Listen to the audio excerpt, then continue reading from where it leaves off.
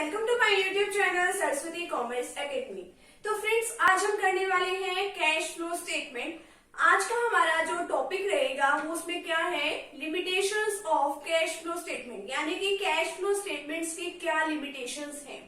हमने अपने previous video में क्या सीखा था कि कैश फ्लो स्टेटमेंट का क्या मीनिंग है, क्या उसके ऑब्जेक्टिव्स हैं और क्या उसके यूजेस यानी कि उसके एडवांटेजेस क्या क्या है। और आज के वीडियो में हम क्या सीखेंगे कि इसकी लिमिटेशंस क्या क्या हैं। अगर आपको प्रीवियस वीडियो लेक्चर का लिंक चाहिए तो आपको डिस्क्रिप्शन बॉक्स में मिल जाएगा। मैंने काफी सारी प्लेलिस्ट बना रखी है। अगर आपको कोई सा भी टॉपिक अगर आपको समझना हो तो आप वो इजीली समझ सकते हो। तो उसमें क्या है कि चैप्टर वाइज मैंने जो है प्लेलिस्ट क्रिएट कर रखी है। आप उसमें से कोई भी इजीली वीडियो देख के अपना समझ सकते हो, अंडरस्टैंड कर सकते हो। कोई भी टॉपिक आपको इजीली मिल भी जाएगा उसमें। तो आज का टॉपिक अभी हम स्टार्ट कर रहे हैं। उसका क्या नेम है, limitations of cash flow statement. तो सबसे पहले तो फ्रेंड्स, अगर आप चैनल पर न्यू है तो चैनल को प्लीज सब्सक्राइब कर दीजिए, वीडियो को लाइक कर दीजिए, बेल आइकन को प्रेस जरूर कर दीजिएगा ताकि आपको आगे आने वाली वीडियोस का नोटिफिकेशन मिलता है। तो देखिए अब इसका फर्स्ट पॉइंट क्या है लिमिटेशंस का, not suitable for judging the liquidity, यानी कि लिक्विडिटी को जज करने के लिए ये सही नहीं है। क्यों सही नहीं है? अब देखिए, ये किसी भी फर्म की लिक्विडिटी की सही से पिक्चर जो है क्रिएट नहीं करती, यानी कि सही पिक्चर प्रेजेंट नहीं करती। क्यों? क्योंकि जो लिक्विडिटी है वो अकेले कैश पे डिपेंड नहीं करती, ठीक है, क्योंकि इसके अंदर कैश के साथ और भी काफी सारी चीजें आती हैं, ठीक है। जैसे कि अगर आपने अकाउंटिंग रेशो वाला अगर आपने चैप्टर समझा हो तो उसमें भी क्या निकालते थे हम निकालते थे करंट रेशो निकालते थे और एक क्या निकालते थे हम उसमें लिक्विड रेशो निकालते थे। तो करंट रेशो और लिक्विडिटी रेशो निकालने के लिए भी काफी अलग अलग जो फॉर्मूलाज का यूज किया जाता था।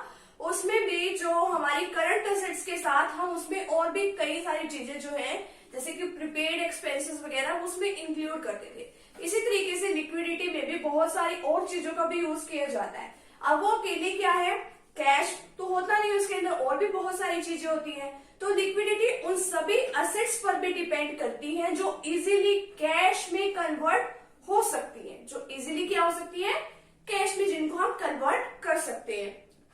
तो इन असेट्स को छोड़ देने से किसी भी फर्म की लायबिलिटीज को उनकी ड्यू होते ही पेमेंट करने की जो कैपेबिलिटी है उसमें सही इंफॉर्मेशन हमें पता नहीं चलती। बस बेसिकली इसमें क्या बताया गया है कि इसमें लिक्विडिटी को जज करने के लिए बिल्कुल भी सही नहीं है, क्योंकि इसमें क्या होता है कि जो लिक्विडिटी है वो हमेशा कैश पे ही डिपेंड नहीं करती, उसके अंदर बहुत सारे और भी फैक्टर्स होते हैं, ठीक है।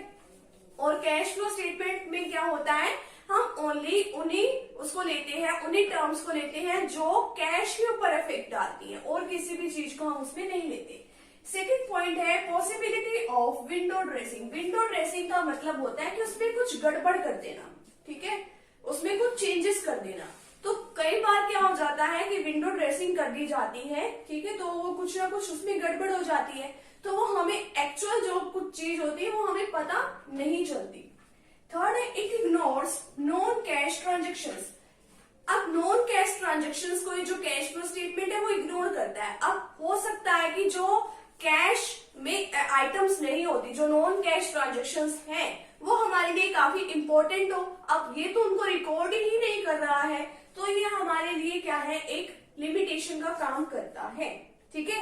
इसमें नॉन कैश ट्रांजेक्शंस को छोड़ दिया जाता है, जैसे कि शेयर्स या डिबेंचर्स के बदले में अगर हमने एसेट्स को परचेज कर लिया या बोनस शेयर्स को इश्यू कर लिया, उनको ये रिकॉर्ड नहीं करता, क्योंकि जो बोनस शेयर्स वगैरह होते हैं वो हमारा कभी भी, अब हम उसको भाई कैश के बदले में हम उसको इश्यू नहीं करते हैं, ठीक है। कई बार हमारे उसमें कैश की कमी हो सकती है और हमारे पास रिजर्व्स वगैरह एक्यूमुलेट हुए पड़े होते हैं, तो हम उनको ऐसे ही अपने एम्प्लॉइज को इश्यू कर सकते हैं।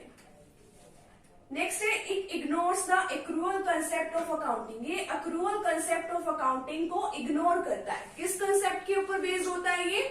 ओनली जो हमारा कैश के ऊपर ये बेस्ड होता है, यानी कि एक्रूअल के ऊपर ये जो है बेस्ड नहीं होता, उसको तो ये इग्नोर कर देता है। यानी कि कैश की ट्रांजेक्शन्स तो वही होती है कि जब हमारे पास कैश आई या फिर गई, और एक्रूअल वाले कंसेप्ट में क्या होता है, जिस टाइम जो आइटम हुई हमने उसको तभी रिकॉर्ड कर लिया। नेक्स्ट है no substitute for an income statement. ये इनकम स्टेटमेंट का सब्स्टिट्यूट नहीं है कि इसकी जगह पे इनकम स्टेटमेंट बना लिया, वो अलग चीज है और इसमें अलग चीज बताई जाती है, ठीक है। और क्योंकि जो हमारा इनकम स्टेटमेंट है उसमें तो कैश और नॉन कैश ट्रांजेक्शंस को हम दोनों को इंक्लूड करके बनाते हैं, बट इसमें क्या होता है ओनली कैश के ऊपर जो फिक्स आती है।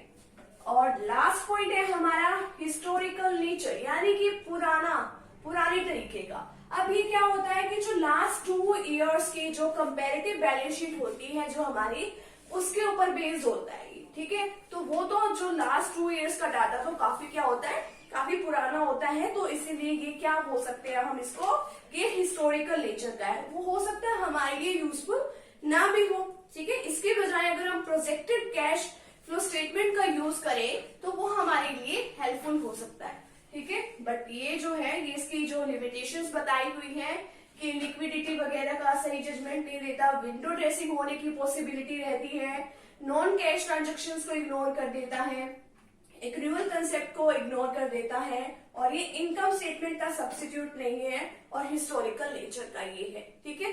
तो इस वीडियो में हमने इसकी लिमिटेशंस को कवर कर लिया है। तो थैंक यू वेरी मच, मिलते हैं नेक्स्ट टॉपिक के साथ।